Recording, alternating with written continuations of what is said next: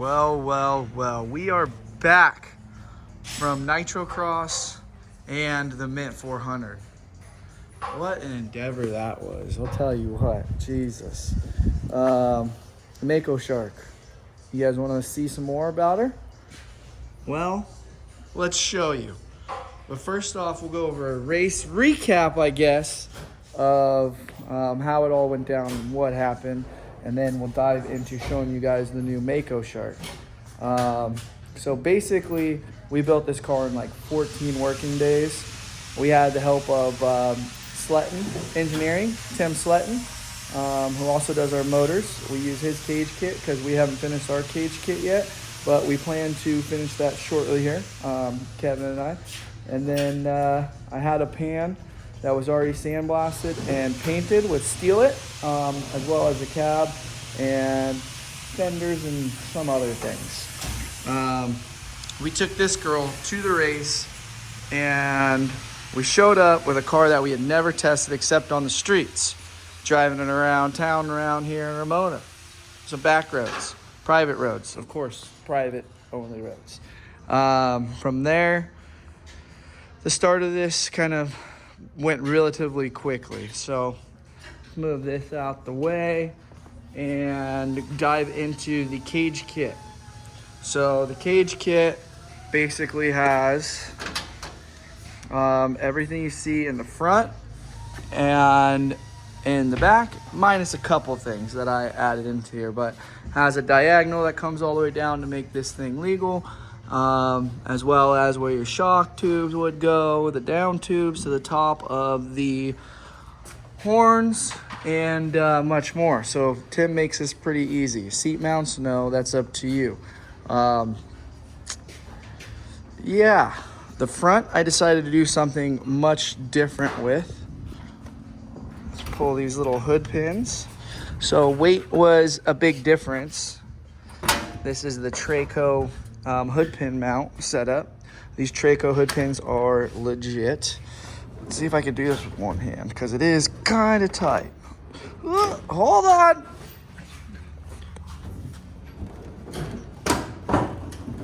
There she goes. Then you get the other side up. Oh God. There she is. It's hard to do with one hand, I'll tell you that much. Boom. Thank you. Manuel and Junior and Senior, aka Papi, they helped out a great deal towards the end of this thing as well. So the front has your standard dash tube that comes across, your X, and then a down tube here that comes down to your floor tube. I did some things a little different on this car. As you can see, this beautiful ATL 8-gallon fuel cell is in the front. This also has the slosh tank inside of it where it has baffles that allow you to not starve for fuel. So it encapsulates the fuel in there. So when you're sloshing around or at some gnarly angles, it stays in there. When I set this thing in here, we did have to shift it over to the passenger side ever so slightly because on my steering shaft, I took a U-joint and I welded to those ears, and then on those ears, I just bolted them together. So it'll still come apart easy, make the steering box easily removable, and that was pretty cool. Another thing I did, I mounted my fuel pump down below here. I got from Empi. Quantum fuel systems, boom, that's my fuel filter. And then as for the back of this cell holder, you can see that there are 3 tabs with bolts. So this tray that kind of levitates the fuel cell and picks up the perimeter of the top here can be lifted up and out. And then there's a bracket here that pick up factory body bolts. Boom, boom, made a little tab and have my breather right there. The goal with this is to eventually put a red head in the hood, so that way the recess in the hood is a red head valve for if we ever want to go do some loop racing, some desert racing, and need more fuel capacity. Moving on to the King Shocks. This is the King Shock Class 11 package. Sletten Engineering also did the beam for me. You can see the stops. Those are all chromoly. They even put a little corner gusset on them there. And this thing was cut and turned by Tim and is kind of more of a short course style setup in the front of this. It's a little softer, and that kind of completes the front. Obviously, we're running stock steering box, stock tie rods that we sleeve the inside with the front sway bar. You just rosette those in there, and then that makes those things stout. Switch Pro and a couple gauges, not nearly as extravagant as the desert car stuff. You can see it's very simplified. We did run enough wires for an oil temperature that we'll put in there, and we also left a male Deutsch right there for a rugged radio setup. Probably run the M1 radio and the 6100R on this other side if we decide to take this thing to the desert, go desert racing. Baja Designs lights. These are the S2 Sports. These are, again, the short course lightweight package, but we did make sure that the XL80s would clear there. I made these hood pins. They're aluminum. I was thinking, you know, I want this thing to be light, so I took a 1/2 inch stock of aluminum and tapped it, and then, or not tapped it, used a die and ran that through the lathe so it's still adjustable.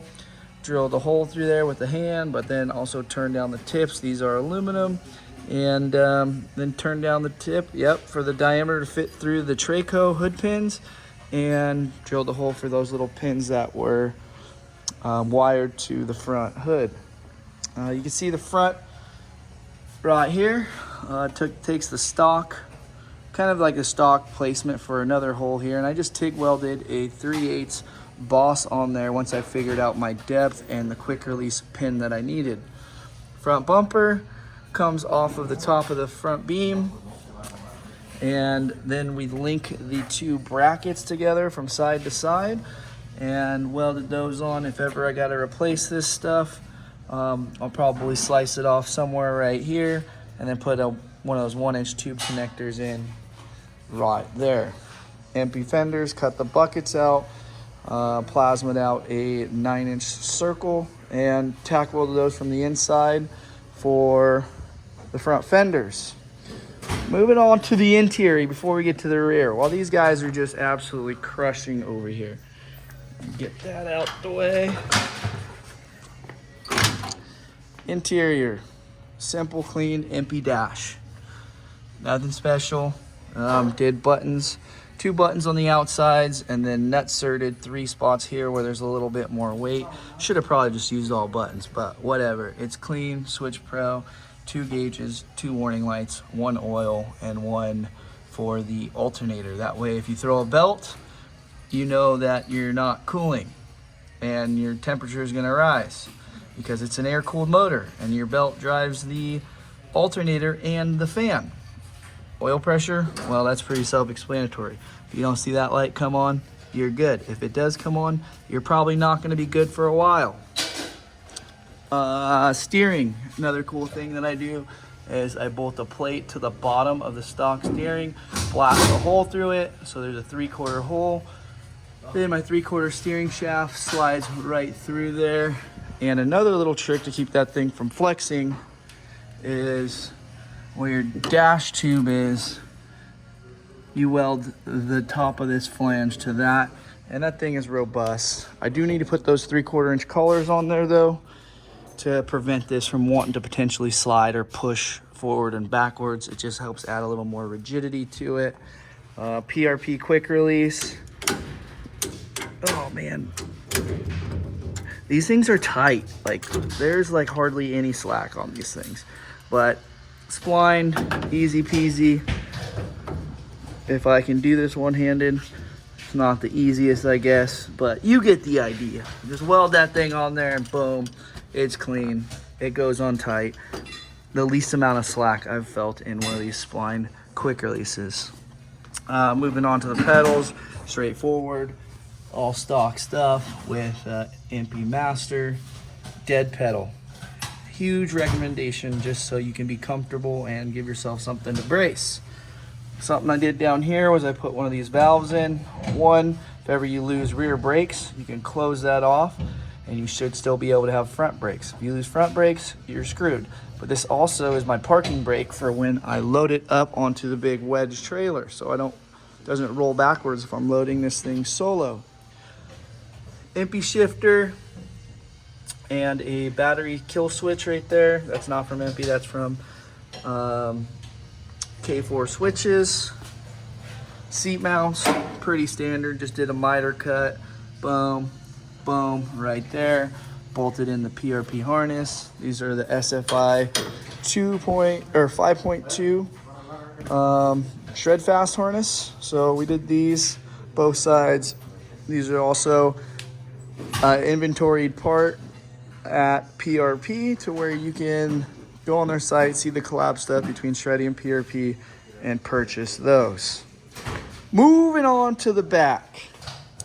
Empi oil cooler, Empi hoses, Empi oil filter relocator kit with oil filters that they stock or their local parts distributors will stock. Rugged radio fresh air. We got the rugged radio handheld stuff in the bag here, just zip tied on. Pretty traditional for short course racing, so you don't have a big bulky heavy radio and all that good stuff. Corner gusseted in the roof. The X and the X in the door were required per the new nitro rules. We got a Baja Designs interior light welded up in there, super clean, and Empi rear bumper. One thing I didn't talk about were these carbon fiber visors. Hey, what's your amigo's name for the visors? Efraín. You got his Instagram? Sí. Pull it up. Let's show him what's up. I can't do both in film, so I'm gonna still hook you guys up with where I got those from. PRP window nets. These are little buttons that just literally clip in right there. So those drill in super easy. Just stretch it, do one at a time, and they will be tight and right. There we go.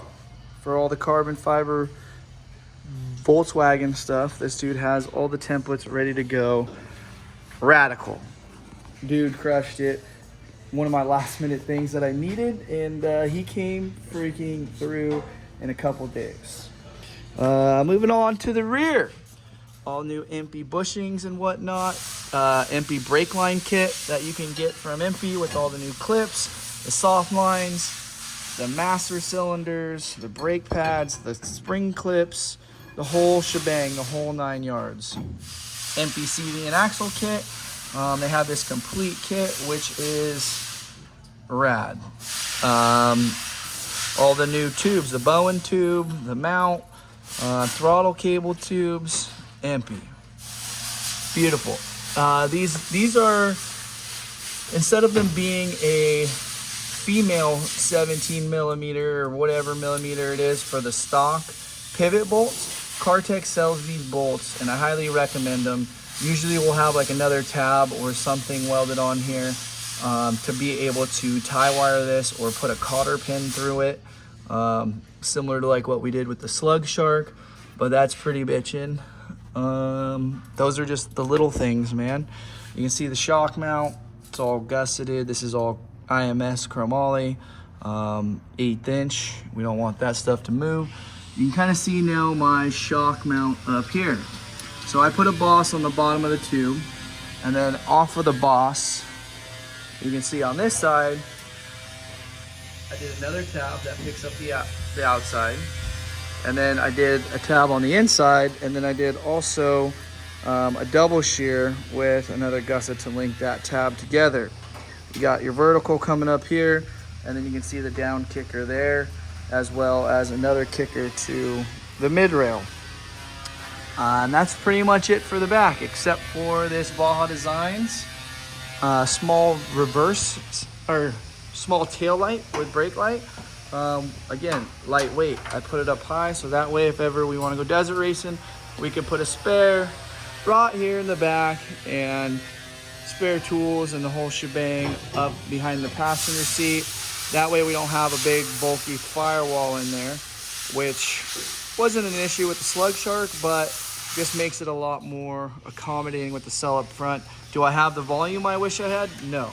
So give and take. Buggy whip, pretty standard, solid mount, twist off, freaking easy peasy. Then we got this girl, Poppy. Who built this bad boy? Tim Sletten Engineering. It's your basic 1600cc engine, right? Hey. We can't give you all the secrets, but this guy has built a ton of badass engines for a lot of the top guys. And we have 48 races now on his engines with 0 DNFs, which is huge. Empi Carb, HPMX, and you know, he pretty much gives everyone a very similar cam package depending on their driving style. So what you see here is what you're gonna get from Tim.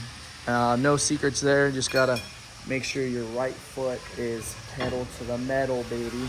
The reason we're pulling the transmission out is because second gear was popping out of gear at Nitro Cross. So I was having to just come into corners and take both hands off the wheel, which could cause me to hit my marks, and we have some downtime, so I'm gonna get new synchros for this transmission. This transmission used to be ran in the Slug Shark, and then I had a new one built because I knew I was gonna build another car, and then the new one went in Slug Shark and the used one sat on the floor until the Mako Shark came alive. So that's the reason behind that.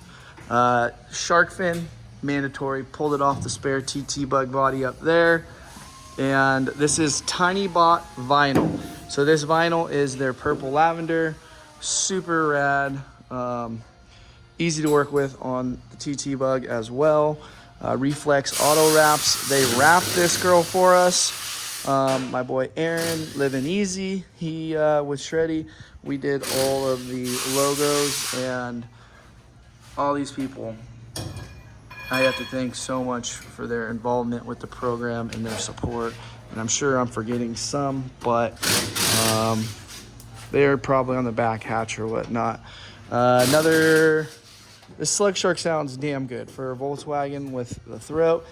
We run the A1 Performance exhaust. You can see it's the stepped header, and yeah, stainless, badass. Empi breather kit on this. These are the Seiko pulleys that we run. So this is like a 1-to-1 setup. So that way it reduces the fan speed and has less drag on the engine, so you can gain a little bit of horsepower there.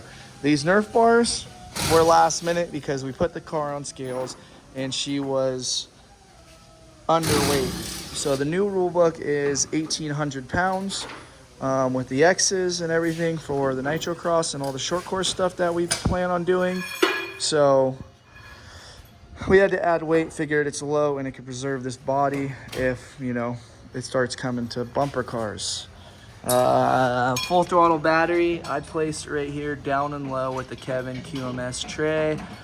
Kevin here at the shop, he makes a ton of different trays for your full throttle battery needs, so hit him up if you need a tray for your full throttle battery.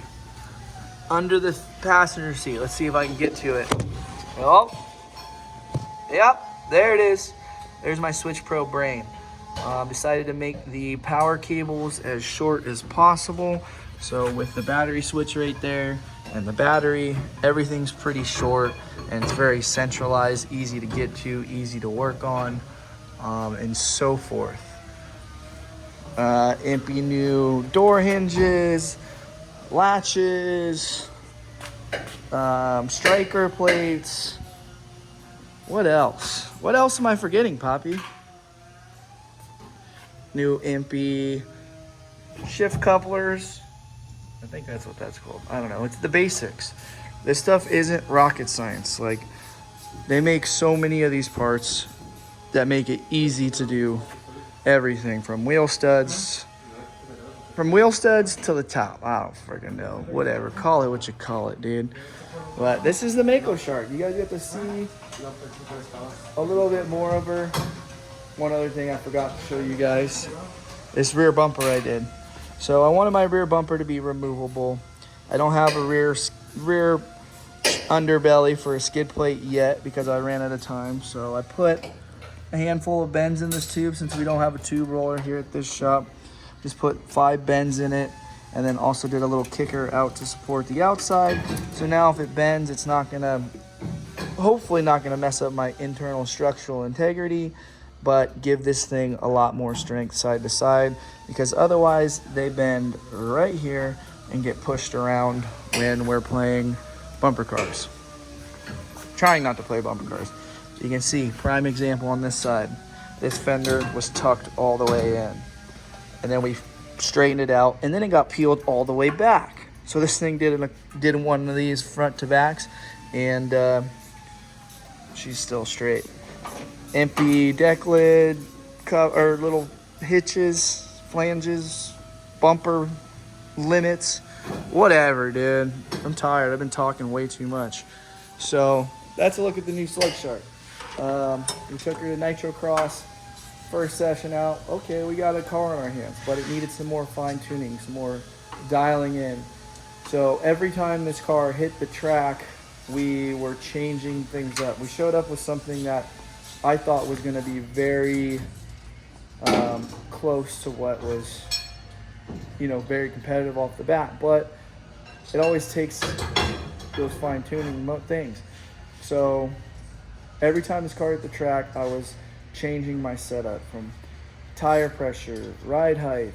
We had to add a bunch of weight to the 1,800 pound mark initially, but that changed a couple things from my initial setup, but we just kept changing everything. But we went out there and practiced, and I knew that I had to rally this car to get a feel at race pace to know what I needed to change. We changed, like I said, a lot of things every time this car hit the track. But first practice with it, fastest in qualifying. They did a full inversion for Friday's race, so started in the back, went to second place, and was trying to reel in Ryan Rodriguez, just ran out of time. Saturday, same thing, fastest in practice, fastest in qualifying. Did a full inversion again, but this time we were able to get to the front. And a couple other people had a couple issues, tangled up, or whatnot, or just had a hard time working their way through. But everyone in the class showed a lot more speed, which was for me, very nerve-wracking, because these guys are getting so fast and these cars are so comparable with just speed-wise. We're using our old dirt bike skills to make sure that we're braking late but still hitting our marks and figuring out where we can accelerate before the competitors as soon as possible, with staying in control but on the edge of out of control. And these were sprint races. These were 6-7 minute races where you're balls to the walls. So that was pretty rad for the Mako Shark.